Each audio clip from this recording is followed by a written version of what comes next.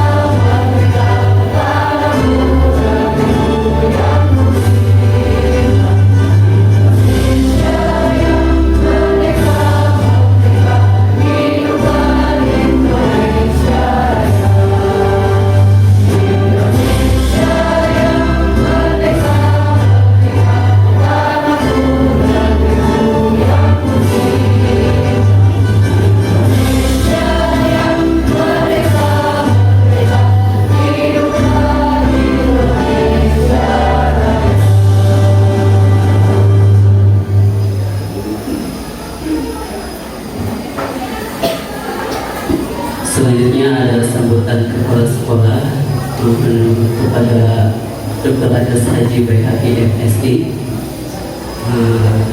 Dipersilakan.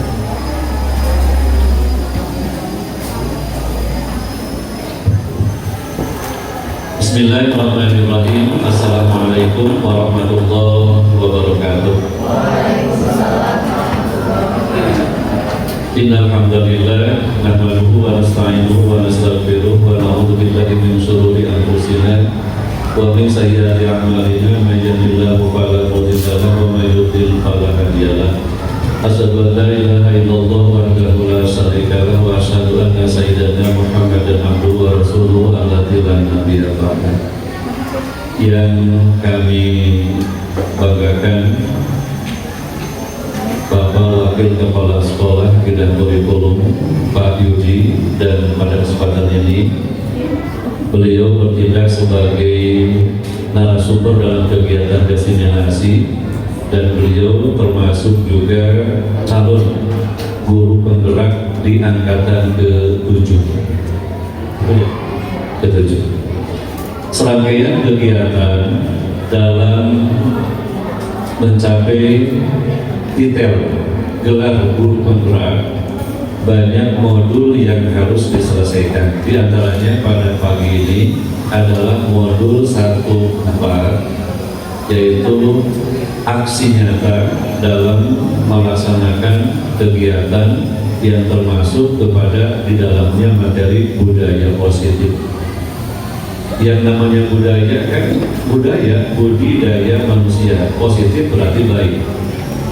Hal-hal yang baik akan dibuktikan, dinyatakan nanti biasanya. Guru dulu itu dominan, mendominasi di kelas. Sekarang yang dominan bukan guru, tapi siswa. Berarti paradigma itu sudah harus bergeser, bergerak. Dulu guru ngawak-wak di jam pertama, ke jam kedua. Siswa asik menyimak, mendengarkan, diam, duduk, dengar, itu. Kalau sekarang tidak. Siswa harus aktif, guru yang membimbing keaktifan siswa. Makanya di tahun 2023-2024 nanti semua sekolah yang ada di KBB sudah harus melaksanakan kurikulum merdeka, sehingga nanti dokumen kurikulum yang kita susun pun ada 2 dokumen untuk KWSP, untuk sekolah mewujudkan profil Pancasila untuk kelas 7, kelas 8, kelas 9 juga sama.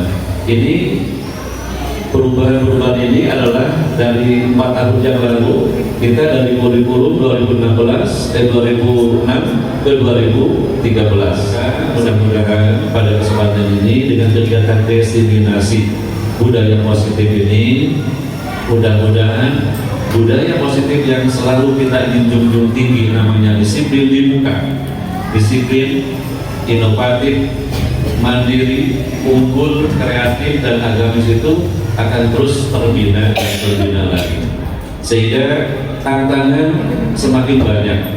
Tetapi inna ma'al usri yusra, setiap ada kesulitan pasti ada kemudahan.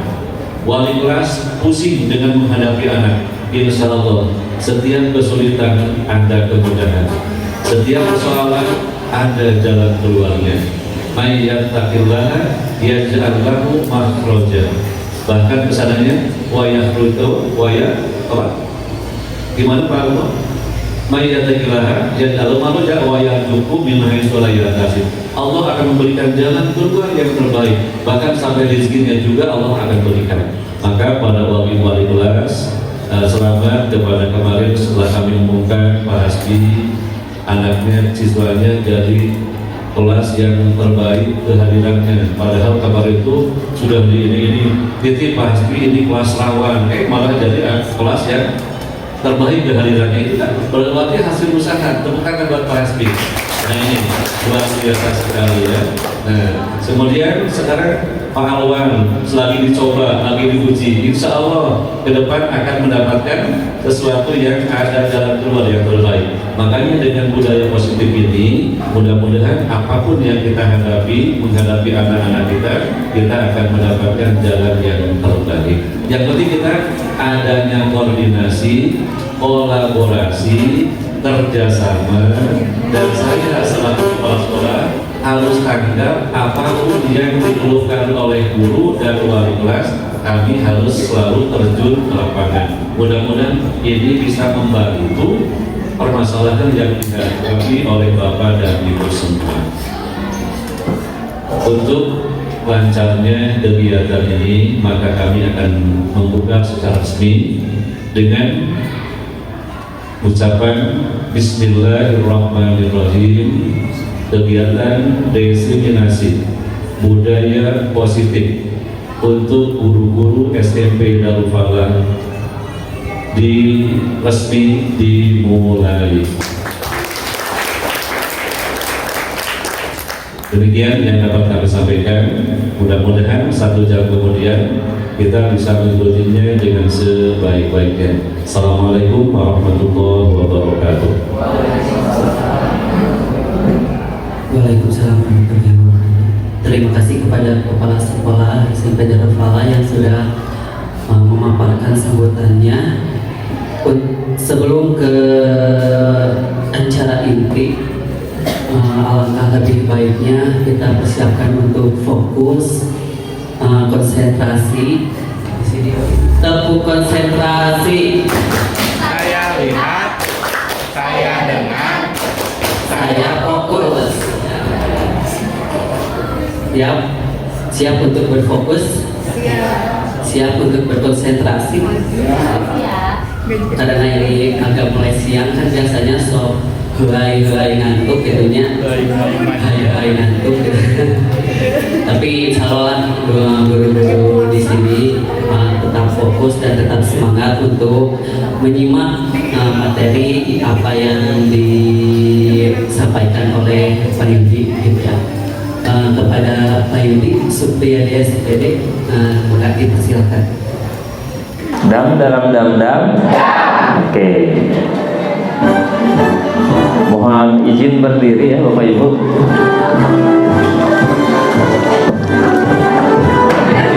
Saya saja.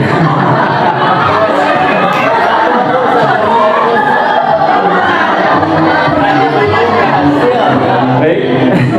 Assalamualaikum warahmatullahi wabarakatuh. Waalaikumsalam. Kena prank ya Bapak Ibu. Mohon izin Bapak pimpinan untuk menyampaikan.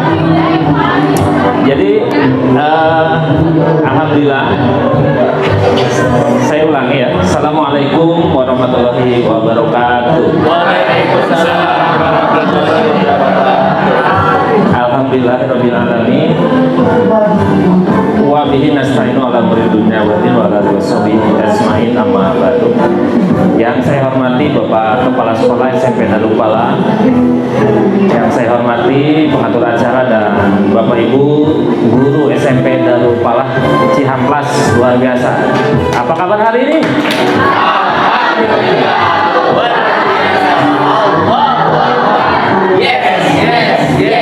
Ya,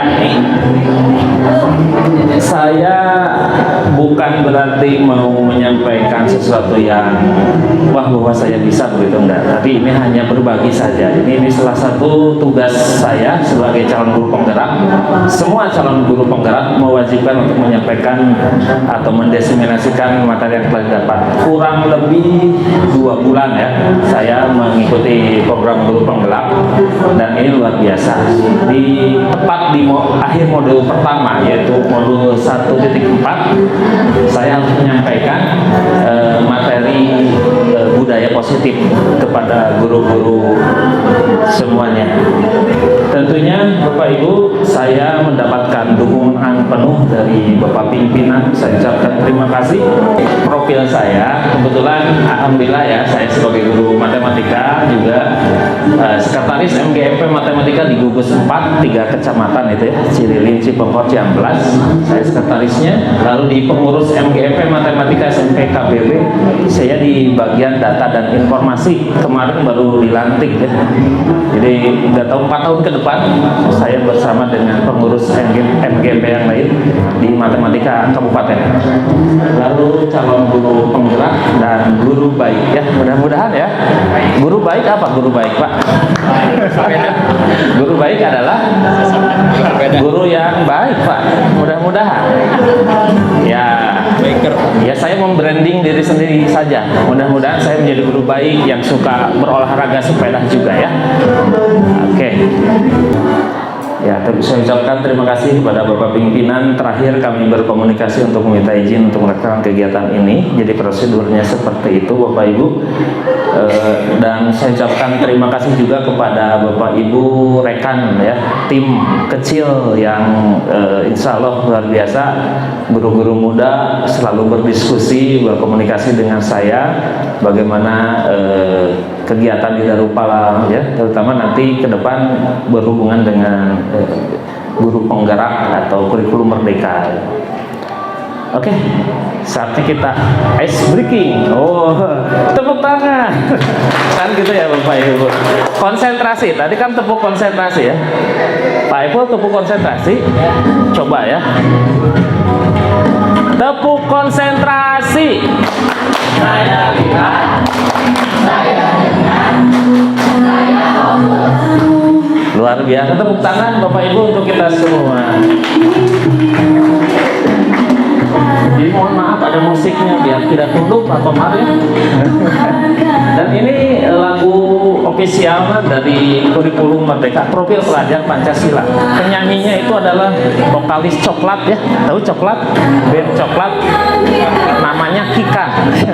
Beliau jadi brand ambassador dari kementerian untuk menyanyikan lagu ini. Profil pelajar Pancasila. Ayo, tebak gambar Bapak Ibu. Konsentrasi. Langsung saja ngacu. ini apa katanya? Kata. Ayo, apa ini? Pisau. Pisau? Ya. Pisau tajam. Luar biasa, tepuk tangan. Betul ya? Iya.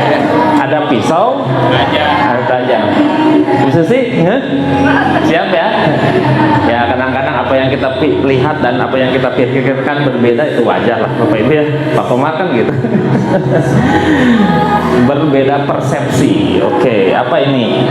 Iga bakar. Hah? Iga bakar. Enak atuh ya. Luar biasa, betul sekali. Kayaknya sering main juga ya Pak? Iya. Oke, sabar. Berikutnya. Wah, skatalar ini. Tekaci. Stop dulu. Oke, nggak apa-apa. Ini ada betul sekali. Ada kambing, ada guling. Maksudnya apa ini guling? Ternyata S-nya diganti oleh. Oke, konsentrasi lagi.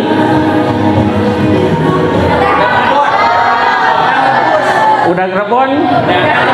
Oh, udah ngerebus, betul sekali. Wah, hebat, semakin konsentrasi ya Bapak Ibu. Oke. Jam tangan bagus. Kepala linter ya. Siap, luar biasa, betul sekali.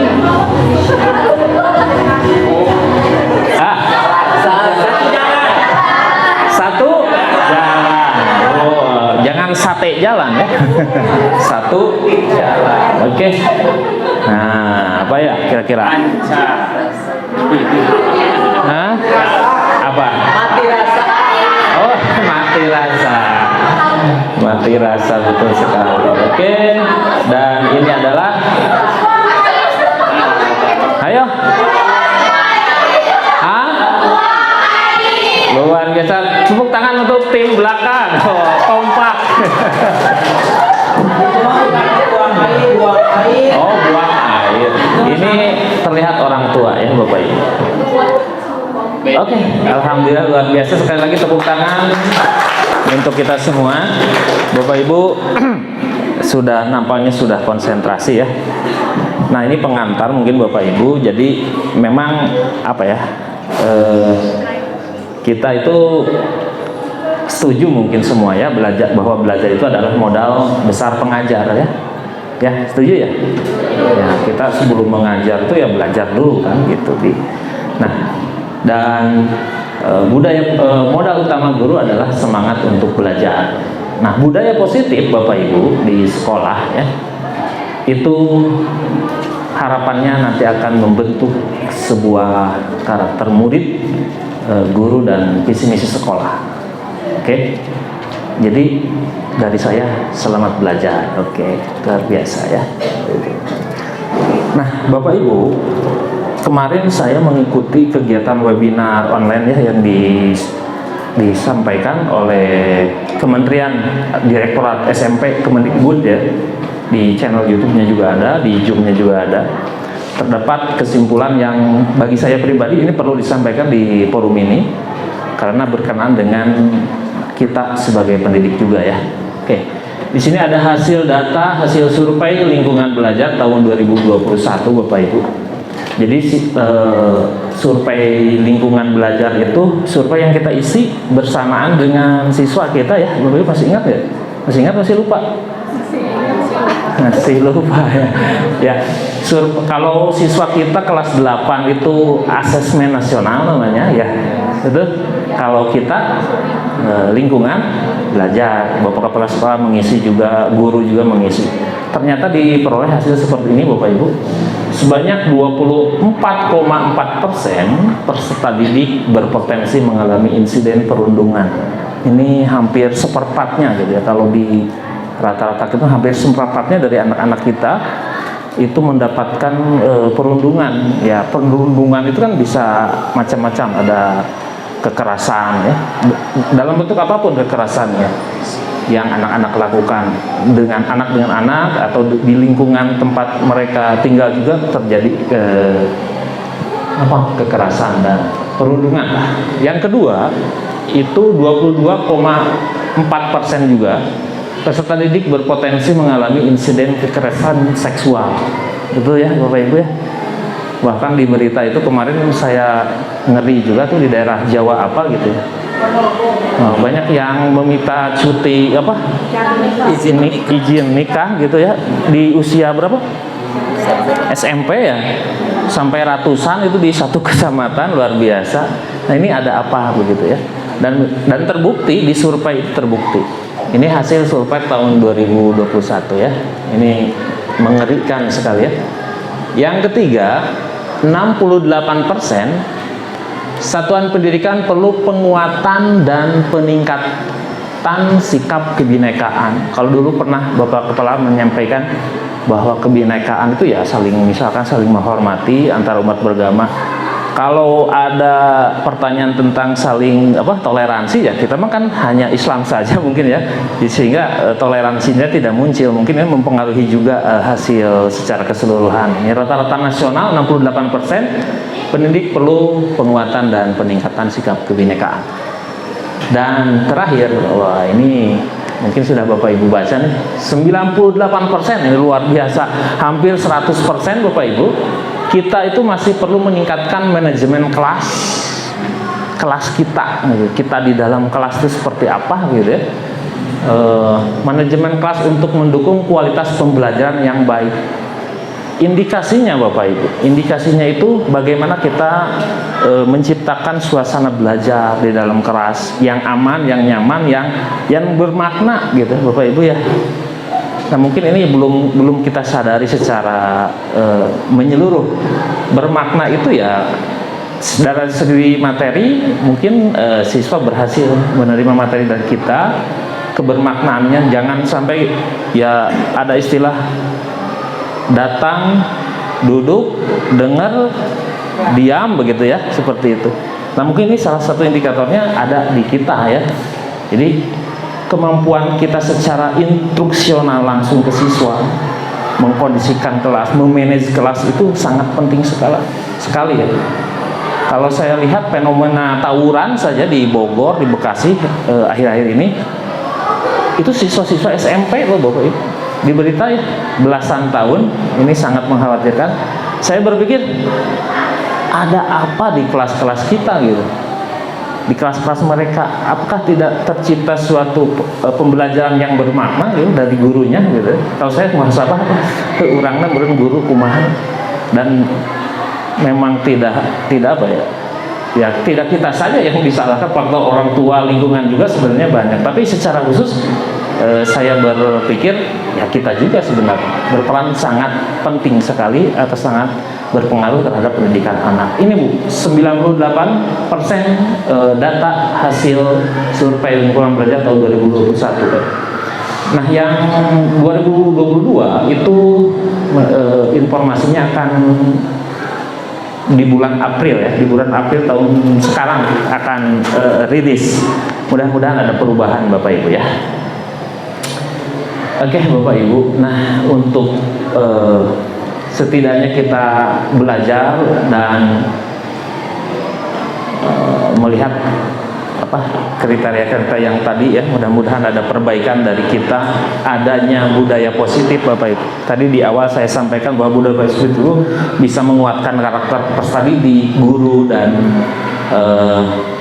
mencapai visi misi sekolah yang tadi luar biasa di muka kan, disiplin, mandiri, unggul, kreatif, sebagainya. Nah di sini Bapak Ibu ada berapa ya, sekitar 7 materi yang disampaikan. Mudah-mudahan tidak capek Bapak Ibu ya, tidak mendengarkan saya, nggak apa-apa. Ini hanya sering saya Bapak Ibu. Sini ada perubahan paradigma belajar, disiplin positif, motivasi perilaku manusia, kebutuhan dasar manusia, posisi kontrol restitusi, keyakinan kelas, dan segitiga restitusi. Apa itu semua? Ya kita akan jalani atau kita coba untuk bahas satu persatu. Dam. Oke, Bapak Ibu, kita coba melakukan kegiatan. Cari pasangan, 1, 2, 3. Oh, cari pasangan. Oke. Oh, langsung. Oke, Bapak Ibu. Bapak Ibu cari pasangan. Nah, instruksinya di atas dijelaskan oleh saya, jadi tidak harus saya bacakan ya, Bapak Ibu. Nah, dipahami dulu aja. Misalkan Bunda dengan Bu Siti ya. Salah satu harus menuliskan apa?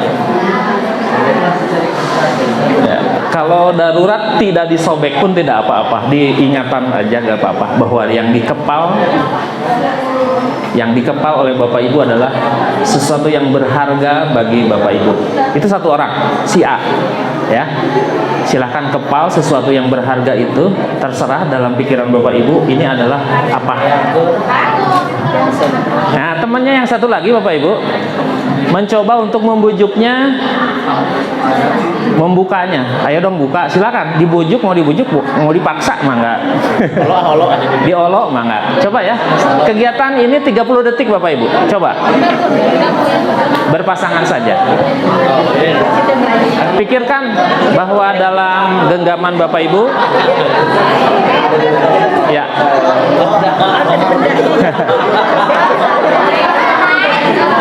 Ya, mulai silakan. Berdua mulai saja. Jadi dimulai saya berdua.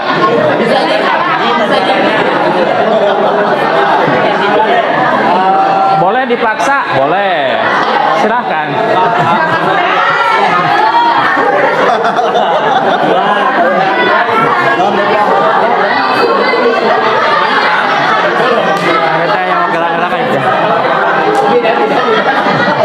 Alhamdulillah. Saya mau 2 komentar dong. 2 komentar dari siapa? Pak Nende, Pak Haji.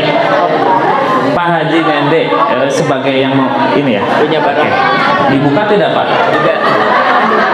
Coba kenapa Bapak tidak membukanya? Mohon perhatian.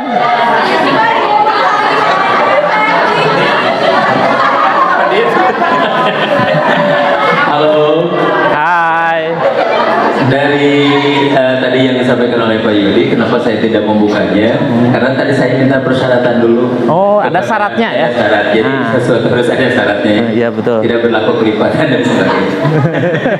Syaratnya barusan saya akan membukanya apabila bisa mampu menebaknya. Gitu. Oh. Ternyata sampai akhir 30 detik itu Tidak terjawab.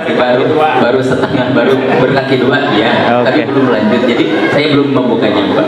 Alhamdulillah. Karena luar itu biasa. preferensi saya. Karena tidak ada apa-apa. Oke, luar biasa, tepuk tangan untuk Pak Nende. Jadi nggak membukanya ya? Iya. Saya mau satu orang yang membuka. Oh, yang membuka. Yang membuka. Ada yang membuka? Deden membuka. Membuka Deden. Pak Bu Iis membuka. Ngacung dari tadi ya, Bu Iis silahkan. Kenapa membukanya Bu Iis? Oh, Bulan yang bukanya, aku yang maksa buka. Oh iya. Maksa dibuka untuk. Iya. Berarti yang ngepal siapa? Bulan. Ya, alasannya kenapa dibuka? Tadi alasannya dipaksa. Alaknya? Ini apa? Gunungan. Alasannya dipaksa, ada paksa. Ya, Oke. ada paksaan. Oke. Luar biasa. Tepuk salut. Salut, salut. Salut, salut. Nah, Bapak Ibu luar biasa, terima kasih Pak Nende dan Bu Iis. Jadi betul sekali, mau dibuka ya nggak apa-apa sebenarnya, mau ditutup juga nggak apa-apa. Nah, berarti Bapak Ibu pertanyaannya adalah dalam kegiatan ini Bapak Ibu, sesungguhnya siapa yang memegang kendali? Diri sendiri, betul? Setuju? Orang lain. Tepat sekali. Ya sebenarnya kita mau dibuka ya kumaha urang. Walaupun tadi misalkan bulan ya dibuka, ya ikhlas nggak butuh. Kan tadi dikelek-kelek dibuka, terpaksa gitu. Jadi ketika bulan ada karunya gitu, padahal itu teh suami saya. Dikasih? Enggak ya? Enggak. Oke. Jadi betul sekali Bapak Ibu bahwa kontrol diri itu siapa yang mengontrol? Kita sendiri. Sekalipun kita misalkan datang ke sekolah, Bapak Ibu datang ke sekolah, kita masuk jam berapa? 7.15 ya Bapak Ibu. Kecuali Jumat. Nah, kita datang biasanya jam berapa? 7.15. Karena apa Bapak Ibu datang tepat waktu misalnya? Karena aturan. Panggilan jiwa. Betul sekali. Ya.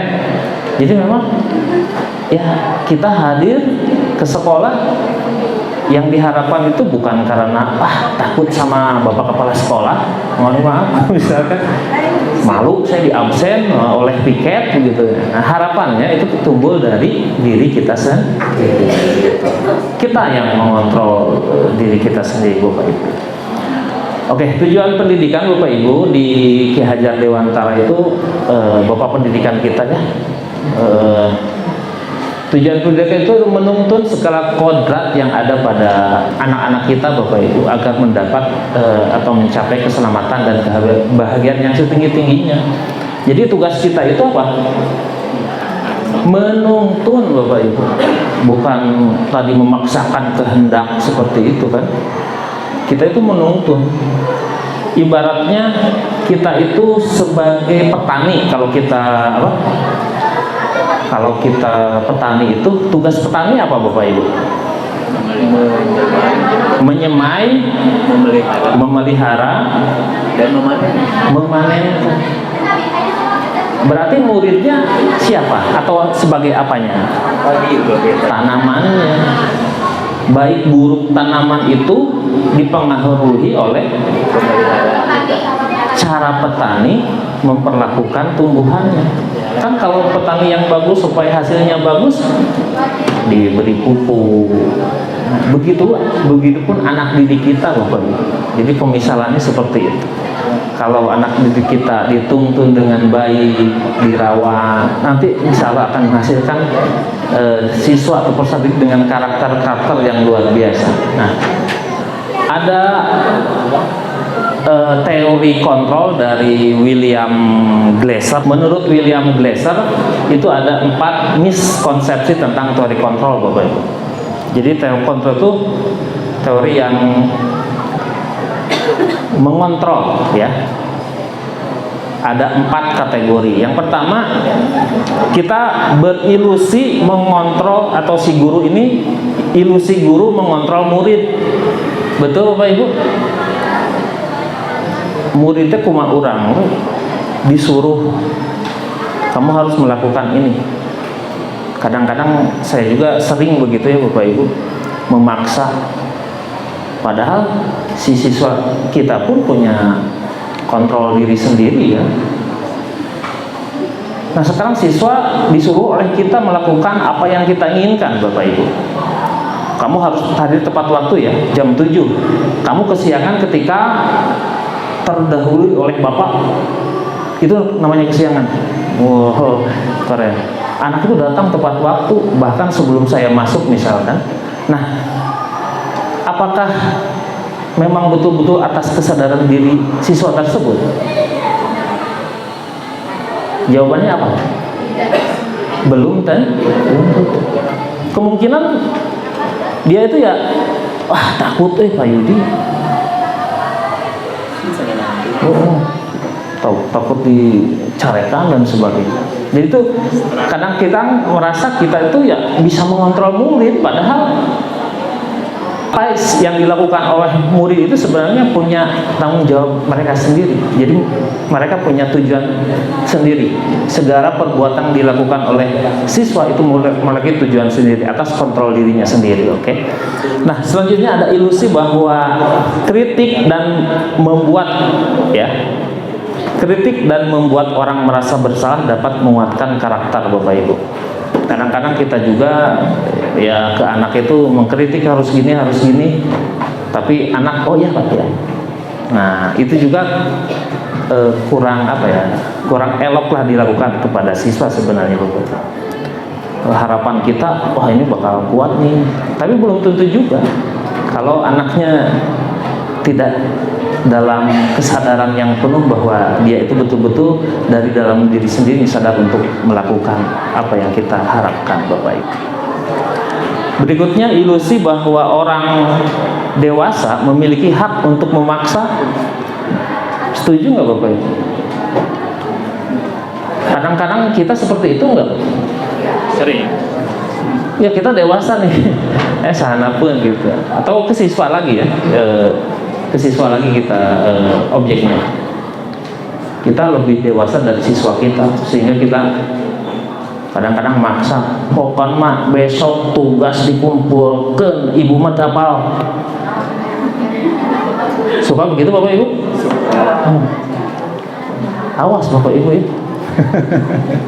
Nah ini dewasa kita berpikiran bahwa dia akan takut saya gurunya, mau yang macam-macam budak. Nah ini yang berbahaya juga ya Bapak Ibu. Dan selanjutnya, ilusi bahwa semua penguatan positif, efektif, dan bermanfaat. Ilusi bahwa semua penguatan positif, efektif, dan bermanfaat. Penguatan atau afirmasi yang kita berikan kepada siswa Bapak Ibu yang bersifat positif itu bagus. Akan tetapi kembali lagi kepada bagaimana penerimaan dari siswa tersebut. Apakah timbul dari diri sendiri atau dari orang lain? Yang kita saksikan sekarang ini ya sebenarnya mereka taat dan sebagainya itu karena faktor luar, faktor guru, faktor lingkungan, faktor ketakutan dan sebagainya. Do you agree? Yes? Yes. Next. Nah, bagaimana cara merubah paradigma stimulus respon ke pendekatan teori kontrol Bapak Ibu? Di sini ada stimulus respon yang biasa kita lakukan. Kalau tidak ada api, tidak akan ada asap, tidak ada api. Nah, ini stimulus respon. Ada teori kontrol. Nah, misalkan di sini Bapak Ibu ya, misalkan di sini ya sambil ini aja Bapak Ibu ya, belajar bersama-sama Pak. Kita mencoba mengubah orang ya agar berpandangan sama dengan kita. Pernah kita seperti itu ya? Pernah.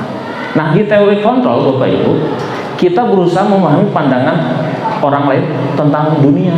Jadi kita sama-sama gitu, tidak memaksakan misalkan ide kita untuk diikuti oleh mereka, kan seperti itu. Di teori kontrol itu berusaha memahami pandangan orang lain juga, jadi adanya kolaborasi itu, adanya kolaborasi. Kalau di kelas itu mungkin aturan sekolah itu harus langsung diberikan kepada anak, padahal anak tidak ikut serta membuat aturan itu kan, betul nggak? Aturan itu sudah ada dari dulu gitu, dibuat oleh guru juga. Kemarin tim pengembang yang mengembangkan tatib ini, ya tiba-tiba ya siswa harus gunakan aja gitu. Oke, selanjutnya perilaku buruk dilihat sebagai suatu kesalahan. Anak kita berbuat bukan buruk, ya misalkan kesiangan gitu ya, kita langsung berpikirannya, wah ente kemana heula gitu kan ya, kamu kemana aja, langsung dalam hati kita padahal di teori kontrol itu ya tadi semua siswa itu pasti punya tujuan. Pas ditaruh teh, aduh bapak abi punten kasiangan ngabantosan heula pun biang ti soledad di jamban tau abi teh 2 hari ini ngabantosan anjeunna gitu nya. Kan alasannya bisa macam-macam. Tapi kadang-kadang saya sendiri bukan wae. Minta itu kapiket di orang kapiket teuih deui. Sering Yang pohon aminan tadi. Orang lain bisa mengontrol saya Bapak Ibu. Nah, betul nggak? Ya iya, kita misalkan disuruh oleh pimpinan, mohon maaf harus gini, kita mengikuti beliau kan gitu. Nah, di teori kontrol itu hanya Anda yang bisa mengontrol diri Anda sendiri. Dalam diri Anda atau dalam dari kita semua ya kita adanya apa tuh sadar dirilah bahwa ini teh penting untuk kita. Jadi tanpa disuruh oleh bapak pimpinan, saya tetap akan membersihkan ruangan ini. Saya akan tetap sasapu, saya akan tetap tepat waktu. Ada pimpinan, tidak ada pimpinan, karena sudah tertanam tujuan dan motivasi terdalam atau motivasi internal, intrinsik dari kita, pasti kita akan melakukan itu. Dam. Oke. Selanjutnya, pemaksaan ada pada saat bujukan gagal. Nah, pemaksaan ngomong dibujuk teh hara rese di nonte dileleuyan budaknya. Atuh kamu teh ya. Dileleuyan teh hese wae. Langsung dipaksa tuh. Wah, kamu teh gini hara rese kamu mah. Padahal atau ketika misalkan kita mendamaikan siswa yang bermasalah atau berkelahi, kadang-kadang saat itu juga kita menghendaki untuk berdamai, padahal hati budak mah hati leutik masih amek keneh. Pernah aya kejadian gitu Bapak Ibu? Sering. Nah, orang mau sebagai guru, sebagai orang yang menangani mereka gitu, kadang-kadang supaya tadi geus buru sudah salaman udah hara rese teh dosa ya. Oh gitu. Harita mah tatangkeupan harita kene, padahal dina hatena belum tentu, kan seperti itu. Nah, kalau di teori kontrol Bapak Ibu ada kolaborasi dan konsensus menciptakan pilihan baru. Jadi diajaklah kolaborasi. Nanti ada materi segitiga restitusi ya, bagaimana praktik dari teori kontrol yang ini. Oke, tadi satu lagi ya, model berpikir menang kalah ya. Di stimulus respon itu Bapak Ibu model berpikirnya ya menang kalah. Saya menang loh, kamu kalah loh. Nah, kalau di teori kontrol mah menang atau menang bersama ya. Oke, itulah perubahan paradigma. Dan teori kontrol. Disiplin positif Bapak Ibu. Nah, di mana ada kemerdekaan disitulah harus ada disiplin yang kuat Bapak Ibu. Sungguh disiplin itu bersifat self disiplin diri. Yaitu kita sendiri yang mewajibkan kita dengan sekeras-kerasnya. Tapi itu sama saja, sebab jika tidak cak melakukan, ya kita harus oleh ada pihak ketiga ya, yang mendisiplinkan kita ya. Ini menurut Bapak Ki Hajar Dewantara. Oke. Lalu apa atuh makna disiplin teh, kan gitu ya? Apa atuh makna disiplin teh? Nah, disiplin berasal dari kata disiplina, dari KBBI ya, Kamus Besar Bahasa Indonesia itu ada disiplina yang artinya belajar. Disiplin itu artinya belajar.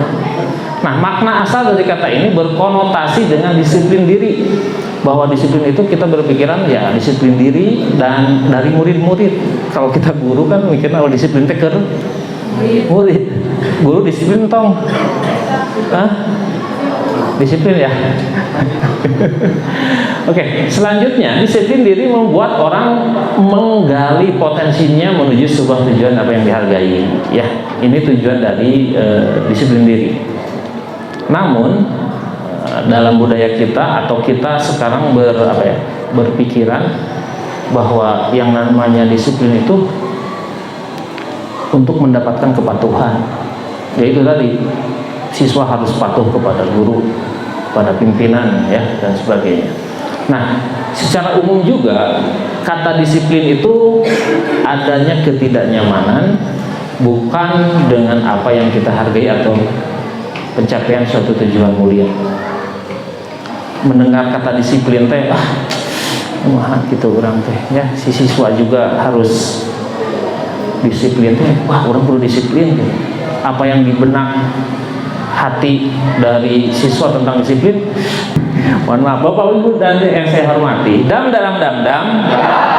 pagi tepuk sekali, pagi siang sore Nilai kebajikan universal. Jadi ada nilai kebajikan. Nah, nilai kebajikan itu Bapak Ibu adalah sifat-sifat positif manusia.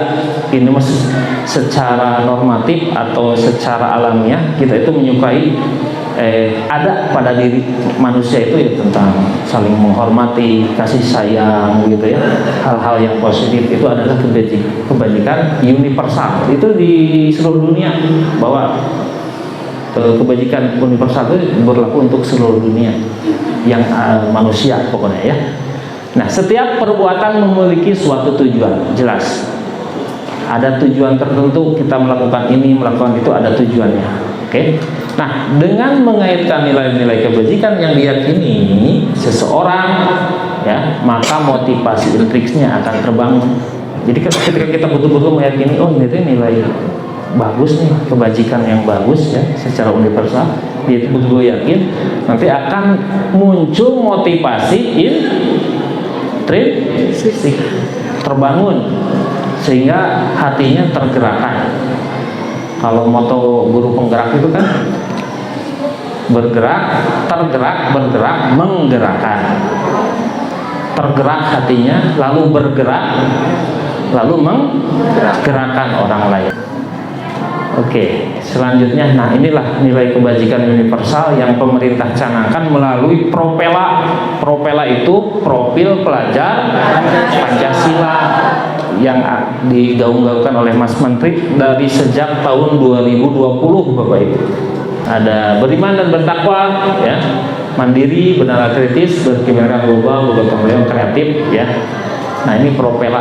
Kalau dengan Propela itu teh Profil Pelajar Pancasila, itu istilahnya gitu ya, di akronimnya, singkatannya. Nah, pelajar Indonesia merupakan pelajar sepanjang hayat yang memiliki kompetensi global dan berperilaku sesuai dengan nilai Pancasila, Bapak Ibu ya. Nah, ini ketika saya mengikuti webinar disiplin positif, ada narasumber yang mengingatkan kami atau saya sendiri bagaimana mewujudkan visi pendidikan Indonesia. Ini luar biasa, dan motivasi perilaku manusia. Dam. Ya. Masih semangat Bapak Ibu? Walaupun hurufnya kecil-kecil nggak apa-apa. Ini Dian Gosen ya. Gosen teh Gosen.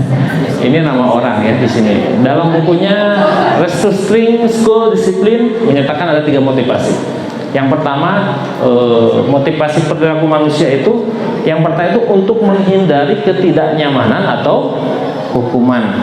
Ya, lagi-lagi kita mudah menganalogikan atau misalkan anak-anak kita ya Bapak Ibu, bahwa apa yang akan terjadi apabila saya tidak melakukannya. Jadi mereka selalu bertanya ketika siswa memiliki motivasi yang pertama ini, dia itu berpikirnya apa ya yang terjadi kalau saya melakukan atau tidak melakukan ini, begitu ya. Nah, atau mereka sedang menghindari permasalahan, tidak terpenuhinya kebutuhan. Ya, motivasinya. Nanti ada 5 kebutuhan manusia ya. Nah, kalau anak seperti itu atau menghindari, ketika motivasinya untuk menghindari ketidaknyamanan atau hukuman, juga bahwa itu termasuk kepada motivasi karena ketakutan ya dari luar. Yang kedua, motivasi perilaku manusia yang kedua adalah untuk mendapatkan imbalan atau penghargaan dari orang lain. Saya melakukan ini karena ada pimpinan. Saya melakukan itu karena diburuhan. Dan saya akan melakukan ini karena akan mendapat poin dari Pak Yudi. Wah, saya jadi berpikir, Bu, kan sering ngasih poin. Pak Yudi menikah cek budak 1 poin. Jadi budak. Nah, sebenarnya itu yang saya sesali. Tidak boleh sebenarnya, karena akan mematikan apa, Pak? Mematikan apa? Ikhlas.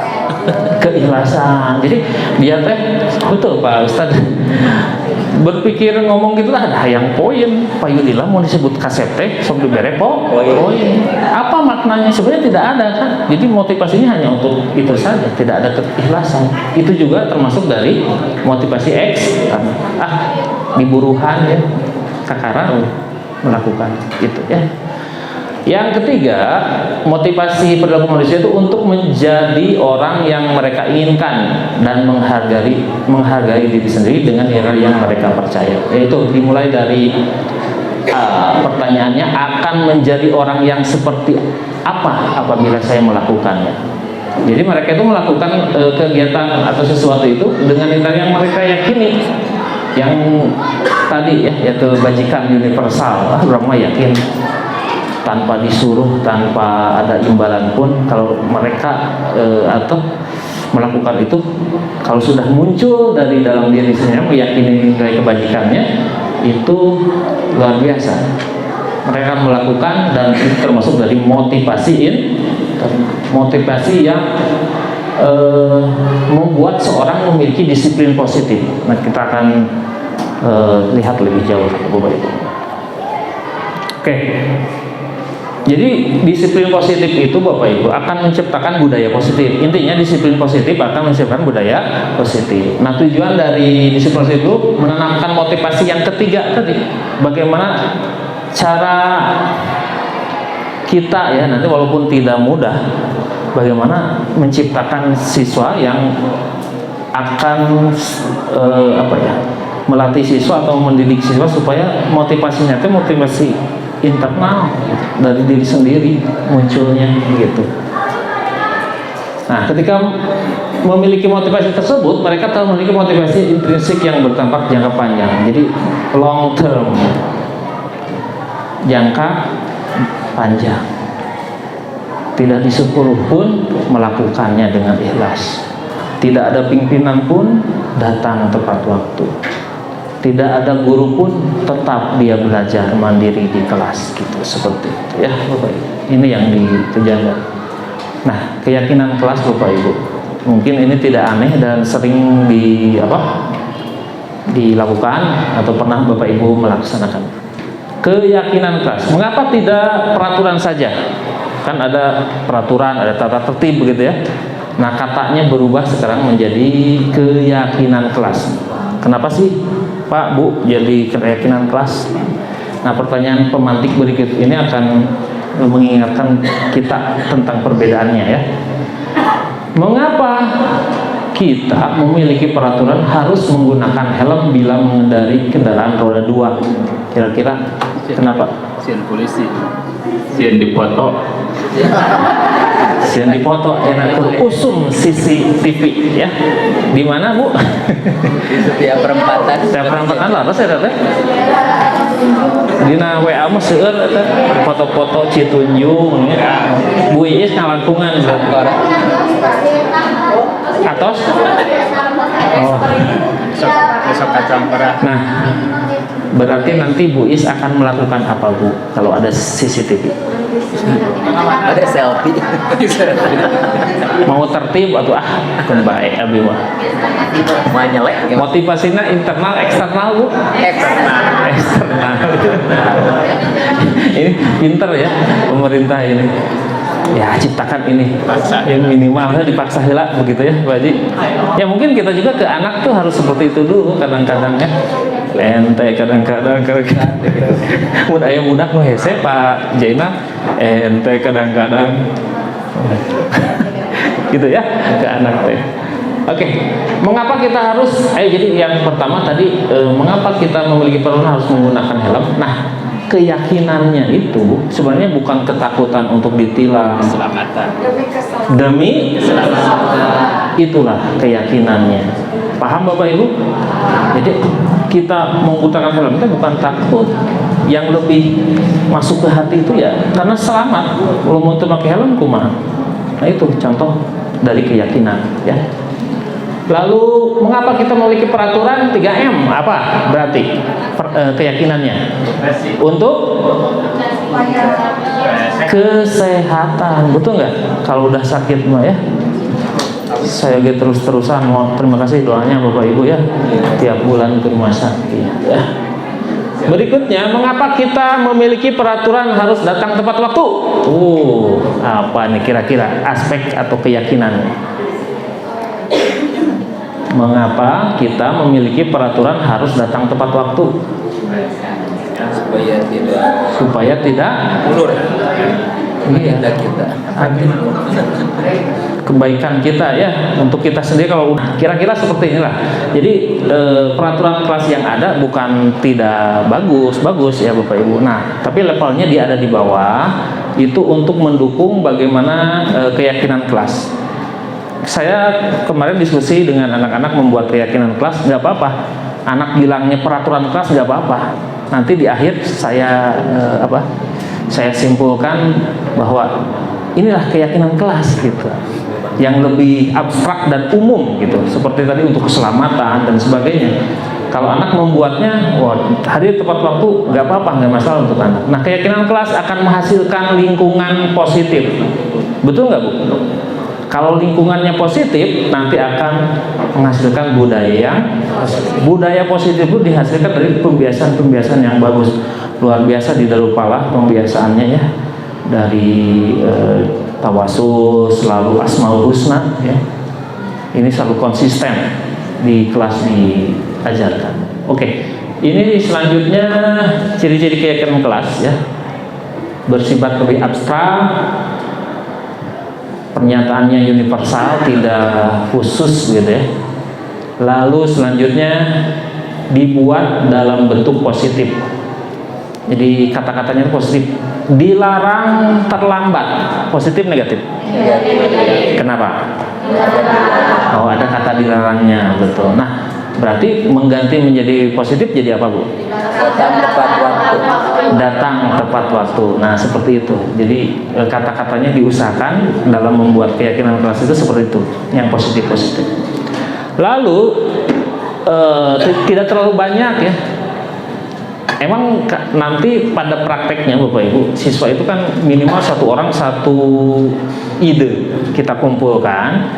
Nah, nanti dirangkum ini masuknya kemana, apakah masuknya ke menghargai diri sendiri, menghargai orang lain gitu ya, dan sebagainya. Ini dikumpulkan sehingga tidak akan banyak.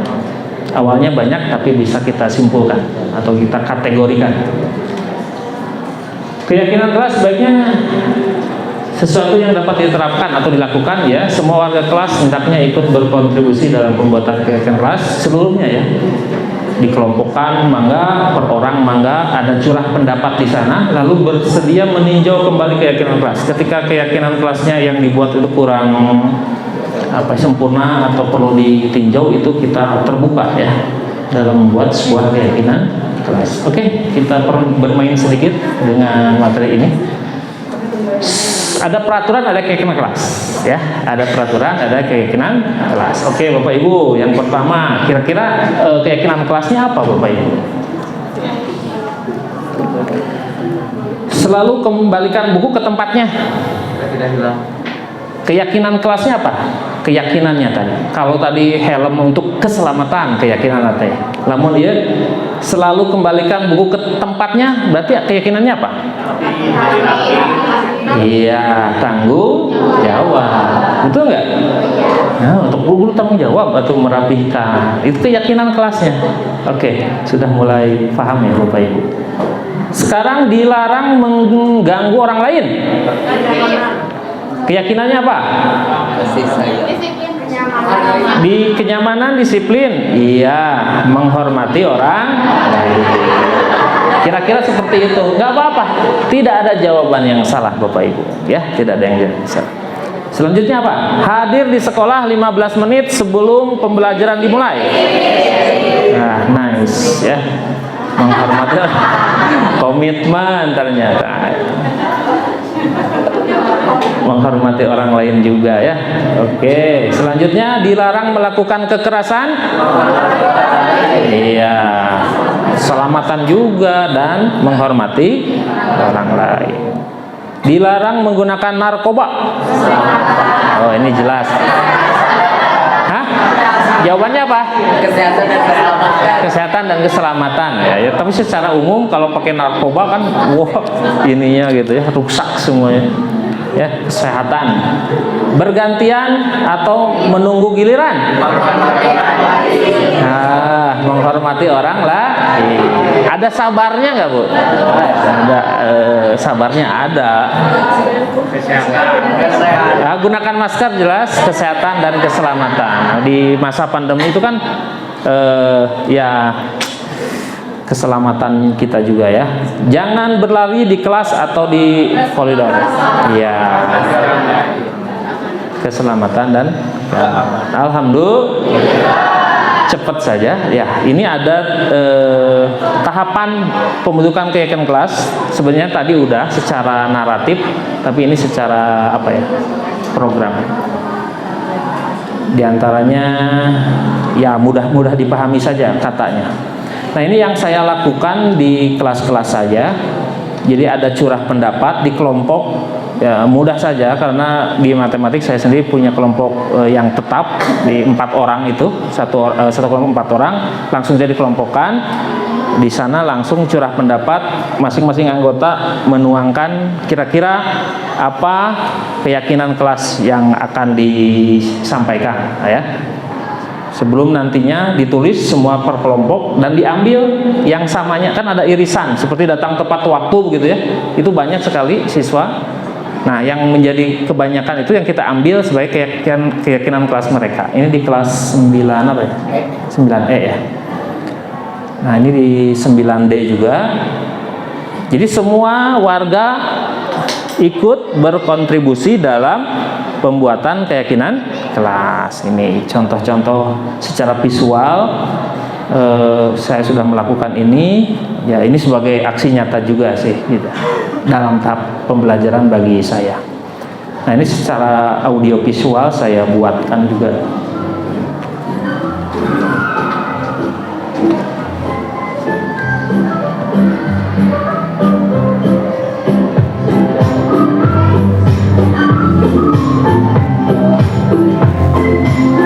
Ini tahap curah pendapat.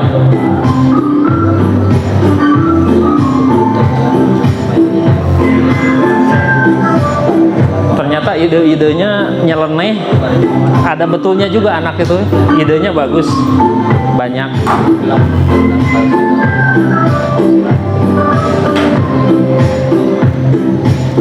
Saya bilang, kamu ini adalah anggota DPR, saya bilang.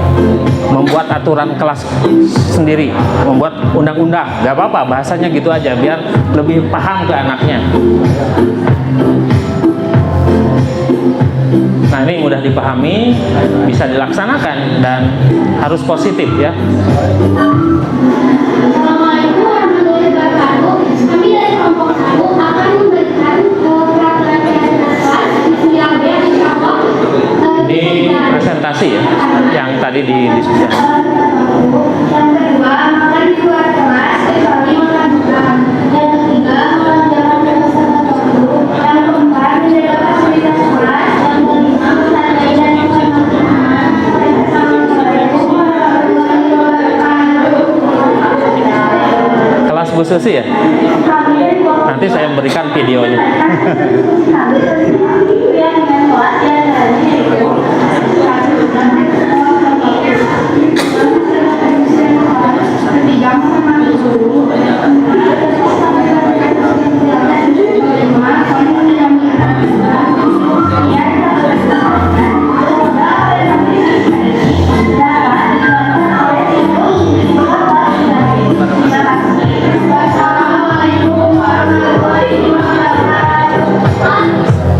Oke, luar biasa. Tepuk tangan Bapak Ibu untuk kita semua. Biar tidak ngantuk, bagus ya. Dam. Ya. Setelah itu Bapak Ibu, saya wajibkan siswa untuk memposting di Instagramnya masing-masing. Pakai hashtag ya. Hashtagnya SMP Darul Falah Ciamplas atau hashtagnya SMP Darul Falah 2 Ciamplas. Dan tag saya Instagram saya. Ternyata mereka luar biasa. Ide pembuatan desainnya udah mulai menggunakan Canva juga seperti gurunya ya. Mungkin Pak Ageng pernah mengajarkan, Pak Ageng. Keren-keren tuh. Jadi dilihat oleh seluruh dunia justru di Instagram itu Pak Komar ya. di tag dengan hashtag dinas pendidikan provinsi atau KBB, itu akan dibaca oleh sekolah lain ya, se-kabupaten gitu, bahkan nasional. Tuh ide-idenya banyak, walaupun secara desain ini terlalu kecil, tapi saya tidak merendahkan mereka. Ini bagus, keren, gitu aja, hal positif aja yang disampaikan di komen itu bagus gitu ya, menginspirasi. Ini dari kelas 9D juga, kelompoknya siapa? Tuh banyak 9D ya, ambil sebagian saja sebagai contoh Bapak Ibu. Nah, dam. Ini mohon maaf Bapak Ibu ya, nggak apa-apa. Ini apa itu restitusi ya? Restitusi adalah proses menciptakan kondisi bagi murid untuk memperbaiki kesalahan mereka. Jadi kita mulai sekarang ke restitusi Bapak Ibu ya. Jadi kan banyak diantara siswa-siswa kita yang melakukan pelanggaran gitu.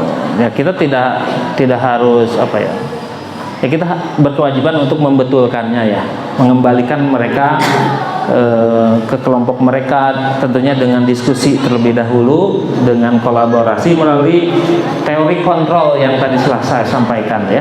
Ciri-ciri restitusi diantaranya bukan untuk menebus kesalahan. Jadi nanti siswa ada pemanggilan siswa, bukan berarti siswa ini biasanya dilakukan oleh tim BK ya. Nah, belajar dari kesalahan, memperbaiki hubungan, bukan paksaan. Nah, bisa dilihat Bapak Ibu, fokus pada solusi. Nanti ada diskusi. Nah, kita lihat ada identitas gagal dan identitas sukses. Nah, kalau kita menghukum Bapak Ibu, sesuatu yang menyakitkan harus terjadi, betul nggak? Kamu kesiangan, kata guru olahraga. Kebetulan piket, siapa? Ada piket, guru olahraga piket siapa? Pak Dinar. Kamu lari 2 keliling. Kenapa saya harus lari Pak? Ngelawan, lari dengan nada yang keras gitu. Nah itu kan dihukum.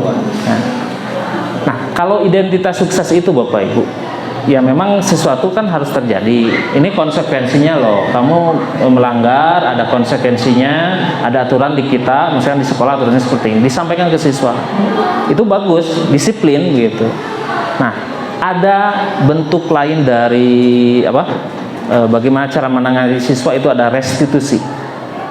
Restitusi itu pilihan. Restitusi itu pilihan. Restitusi adalah sesuatu yang bisa membuat siswa sadar akan kesalahannya dan ingat lagi tentang keyakinan yang diyakini yang telah dibuat tadi ya, lalu mereka bisa kembali ke kelas atau ke kelompoknya dengan tidak ada sesuatu yang mengganjal dan sebagainya ya, kembali seperti sedia kala. Oke Bapak Ibu, ada kebutuhan dasar manusia. Apa saja Bapak Ibu kebutuhan dasar manusia? Ya, bertahan hidup atau survival, penguasaan. Wow, kasih sayang ada nggak Bu? Betul ya? Butuh. Kita butuh kasih sayang, rasa diterima. Kita happy, butuh nggak? Butuh happy, healing ya, healing gitu. Kebebasan. Nah, ada siswa yang selalu bersenandung Bapak Ibu, pernah? Ngagernyem nih, orang nerangkeun teh. Ya Rabbi bil Mustafa. Ayo gitu aya. Celetuk. Kenapa itu bisa terjadi? Karena kebutuhan dasarnya tidak terpenuhi. Senang dah, mana teh senang lah mun teu nyanyi teh, cek pasal mah jadi kudu nyanyi we gitu. Nah, berarti bagaimana cara kita menyikapi siswa yang seperti itu dengan berbagai karakter dan kebutuhan. Nanti ada sesi berikutnya tentang pembelajaran diferensiasi. Oh, tepuk tangan. Tapi tidak akan disampaikan hari ini ya. Ini budaya positif saja. Ya Bapak Ibu. Nah ini Bapak Ibu bisa jawab sendiri, kalimat ini masuknya kebutuhan mana? Yang pertama kebutuhan apa Bu? Mohon izin.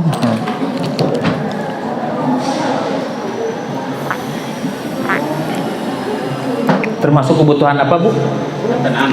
Kesenangan ya. Yang kedua,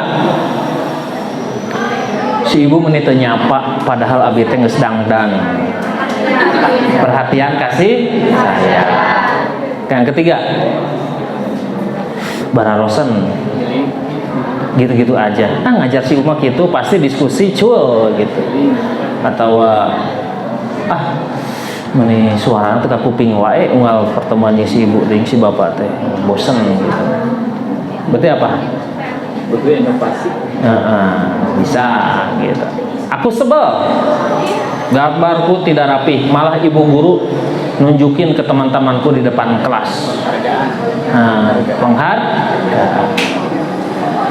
Oke anak-anak, anak-anak.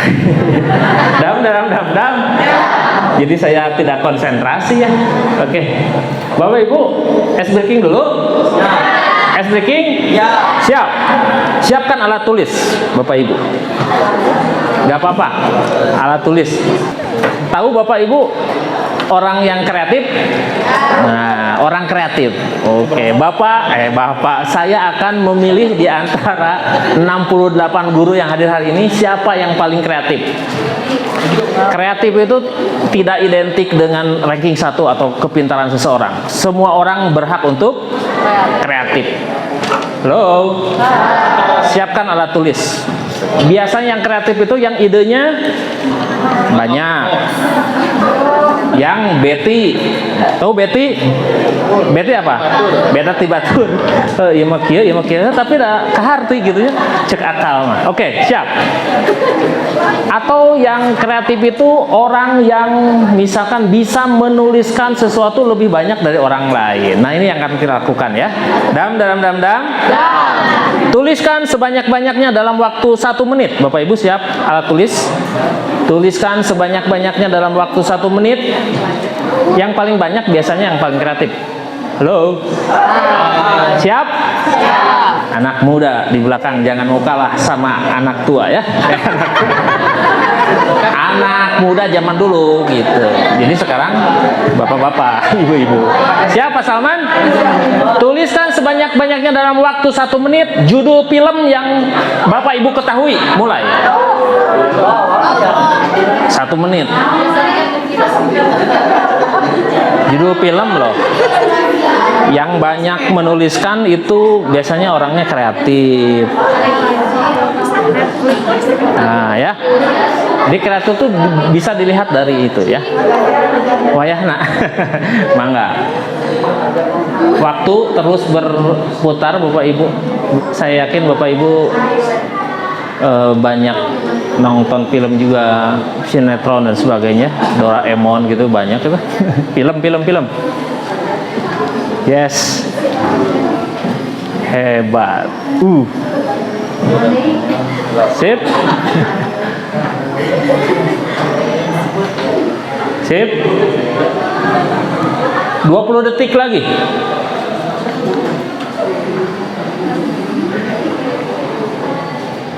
Korea Pak? Boleh. Lagu Korea, film Korea ya. 10 9 8 7 6 5 4 3 2 1. Pagi. Simpan pulpennya, simpan. Pagi, siang, sore. Hitung dulu Bu. Ya, jangan disebutkan biar saya tanya ya. Banyak. Cung yang lebih dari 5 judul film. Oh banyak, keren. Ini Pak Haji orang kreatif Pak Haji ya. Oke banyak. Woi banyak. Lebih dari 10. Wow. Masih banyak. Lebih dari 12. Wah keren. Lebih dari 15. Yes. Lebih dari 15. Luar biasa. Pasangan suami istri lihat. Ya. Betul Bu. Bu Eka berapa? Hah? 16. Tak terhingga. singkat. Oh, nanti kita cek yang Bu Eka. Oke, Bu Eka sebutkan satu persatu, Bu. Cepet aja. The invitation Pinocchio menceritakan sampai 12 orang setan setelah ini The Witch Avatar, Penguin Zootopia, Harry Potter, Dr. Mrs. Riddle, Train to Busan, dan Hannibal dan Hannibal. Wah, luar biasa, tepuk tangan. Kreatif, Bu Eka. Nice. Nonton wah. Benten jeung abi. Dikir.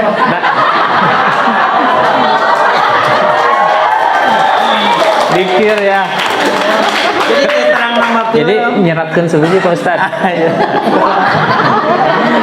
Nggak apa-apa kalau tentang keislaman film apa? Nahdlatul Ulama begitu ya dan sebagainya.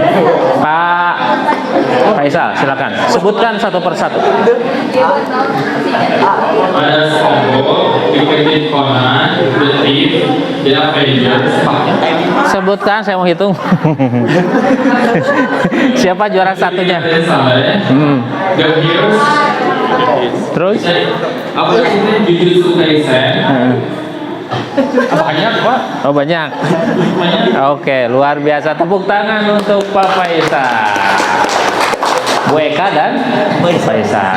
Pak Bu Eka dapat 3 poin. Yeay. Kreatif, saya catat. Dan Pak Faisal mendapatkan berapa poin? 1. Mendapatkan 5 poin. Yeay. Kenapa?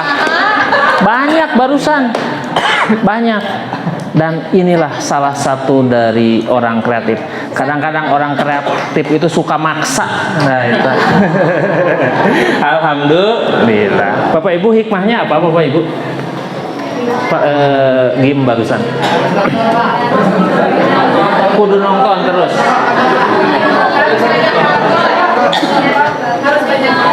Iya. Untuk anak kita, anak didik kita gimana? Nah, ini adalah salah satu cara kita mengetahui kesukaan anak-anak kita. Saya jadi tahu kesukaan Pak Faisal dan Bu Eka. Oh, di masa umur segini mah nonton kararieu. Nah, termasuk saya praktekkan di kelas-kelas saya. Siswa itu senang musik-musik kekinian, Bapak Ibu. Ketika melakukan gini itu kan lagu-lagu nanti terbaru teh gini. Ku abdi di download eta. Domba kuring, runtah aya. Aya muak aya. Mi dua cinta. Piera. Serena. Aya Serena. Nah, ini salah satu cara kita untuk menyampaikan dunia kita sebenarnya. Setelah kita mengetahui dunia mereka, kita masuk ke dunia mereka dan sampaikan dunia kita ke dunia mereka. Itu kata kuncinya ya. Senang mereka tadi puterin lagu kayak gitu ya. Alhamdulillah, memahami siswa-siswa kita. Apa itu posisi kontrol? Sedikit lagi Bapak Ibu. Jadi ada pemimpin pembelajaran itu, kita sebagai guru ada 5 posisi kita ya. Nah, dalam penerapan disiplin restitusi Bapak Ibu, salah satu program yang dikembangkan adalah 5 posisi kontrol. Jadi ada 5 posisi kita ya. Penghukum, pembuat rasa bersalah, sebagai teman, ada yang memposisikan ibu sebagai teman, ada sebagai pemantau, sebagai manajer. Nah, kalau belum paham dan sebagainya, mari kita simak video berikut.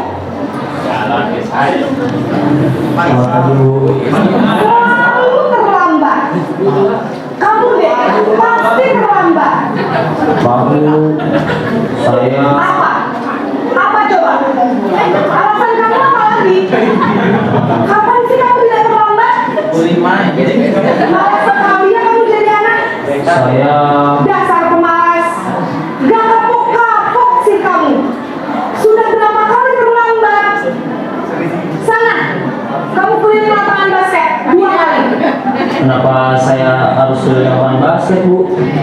Kenapa? Kamu melawan ibu? Berani-beraninya jawab. Sudah terlambat, masih berani jawab pula. Sekarang, keliling lapangan basket 5 kali sekalian. Biar kapok. Cepat. Pergi sana ke lapangan basket. Kopi. Ya kopi.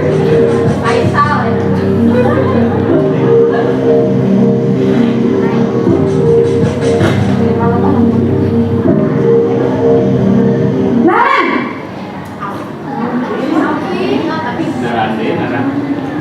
Selamat pagi, Bu. Naren. Kamu kenapa terlambat lagi, nak?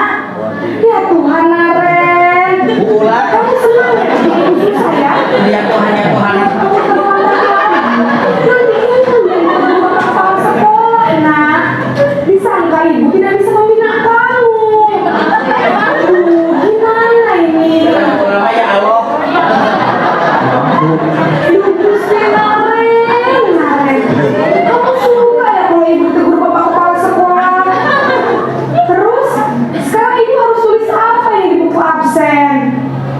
Ini kamu sudah sering terlambat loh. Ibu harus apa coba? Maaf, Bu. Maaf sekali. Ya sudah, lain kali jangan bikin ibu susah lagi ya nak ya. Ibu tidak akan kuat lagi kalau kamu gini terus. Bisa jantungan kalau ibu tegur kepala sekolah. Yang diri jadi kesalahan.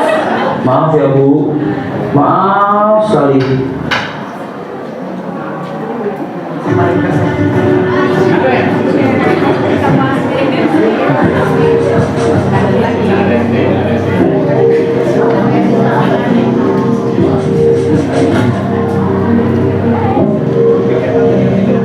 Naren!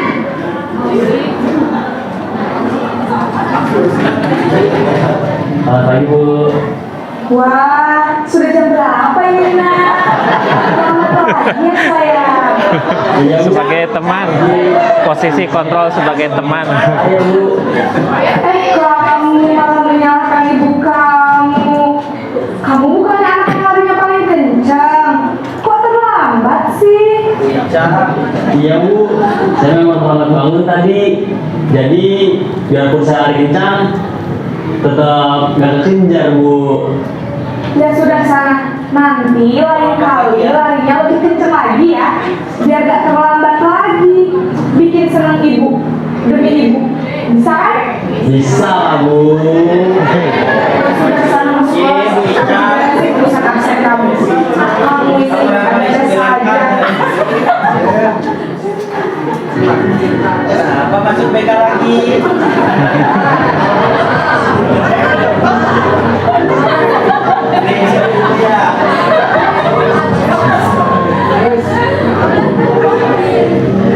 Naren!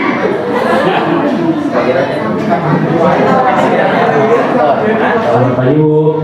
Naren, apa peraturan sekolah kita tentang jam berapa kita harus masuk sekolah, nak? Kita harus di sekolah jam 7, Bu.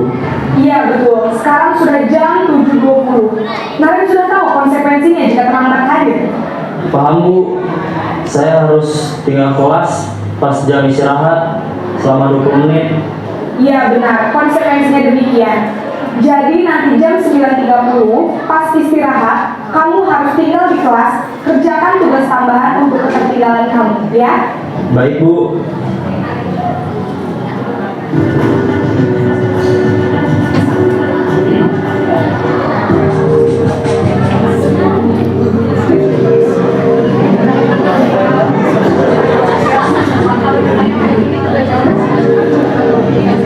Naren!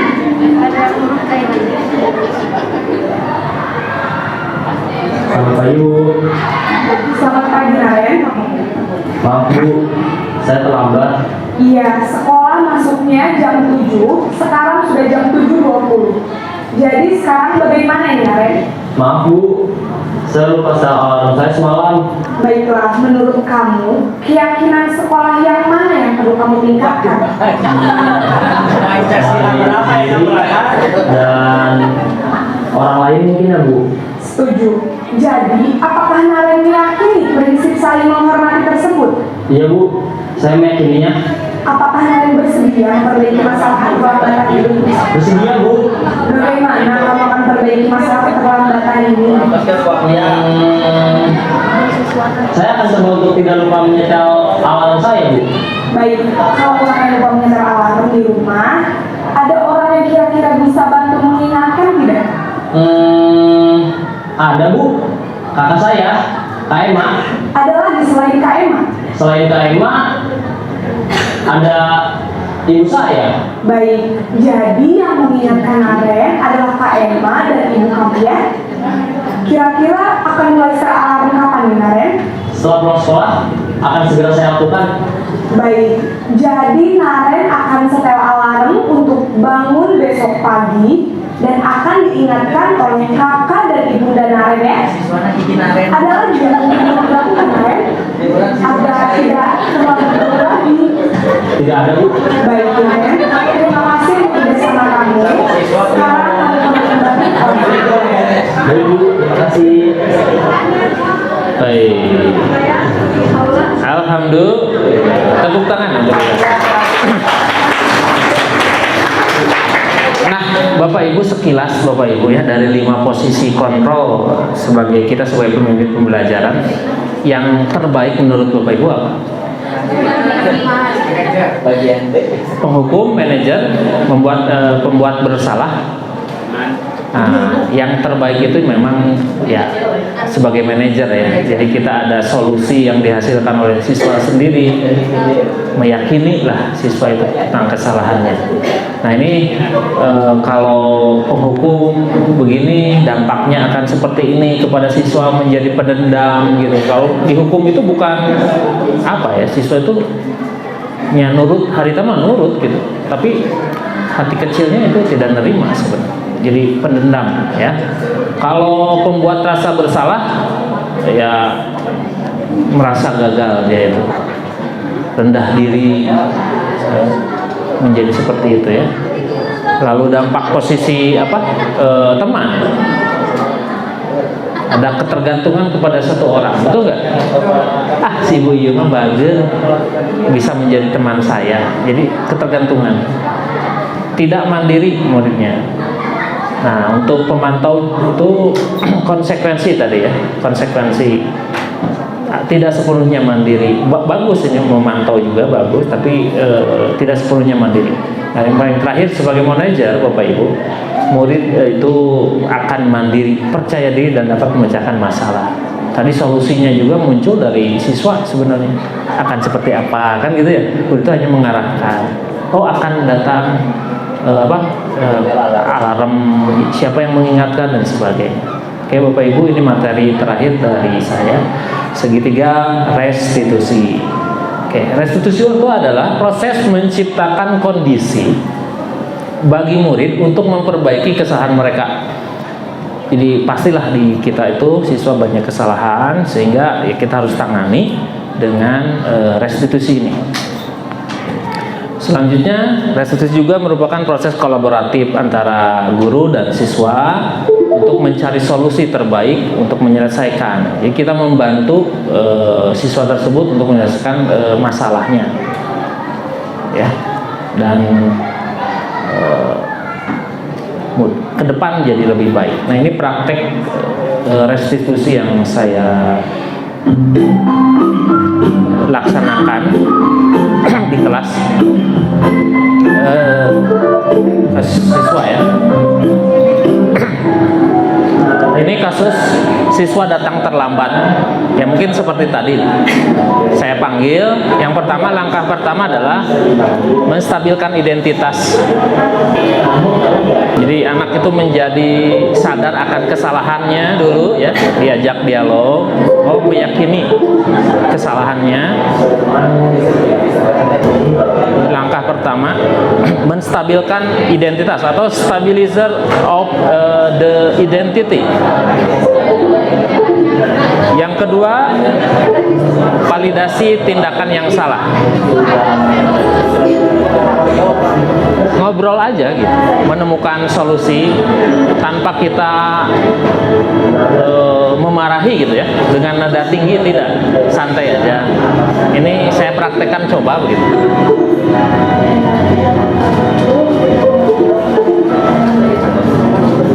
Nah, menaikkan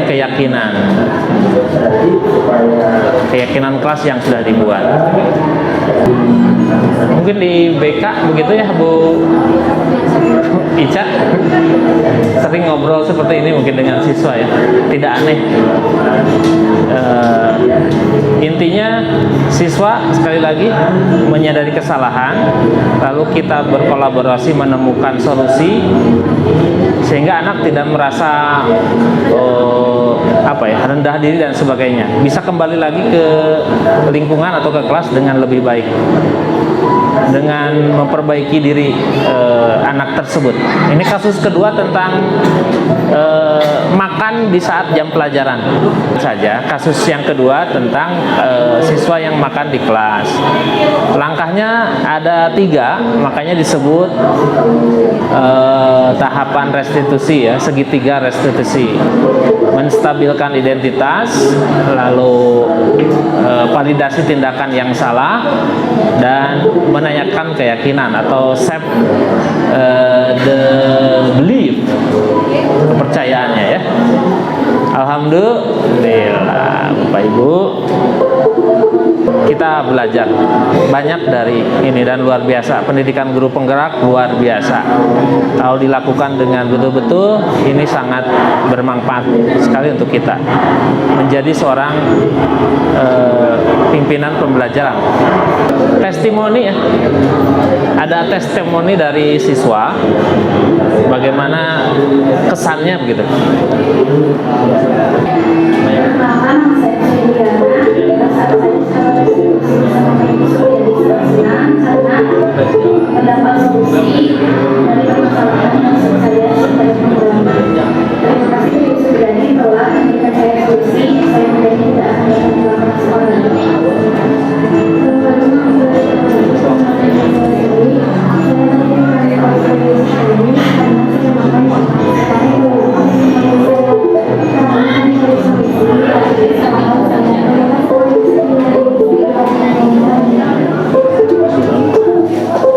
Baik, ya ini Bapak Ibu, tahapan restitusi ada 3 langkah. Nah, kalau dibuat grafisnya seperti ini ya, tadi sudah sampaikan 3 langkah-langkahnya. Ini deskripsi bagaimana langkah kita untuk membuat tahapan restitusi ini. Oke, alhamdulillah. Kita simpulkan Bapak Ibu, dam. Jadi konsep utama untuk menciptakan budaya positif itu ada sekitar 7 ya Bapak Ibu. Pengetahuan yang barusan saya sampaikan, perubahan paradigma belajar, disiplin positif, motivasi perilaku manusia, kebutuhan dasar manusia, posisi kontrol restitusi, keyakinan kelas, dan segitiga restitusi. Alhamdulillah. Terima kasih atas perhatiannya. Wallahu a'lam bishawab. Assalamualaikum warahmatullahi wabarakatuh. Saya serahkan kembali kepada moderator.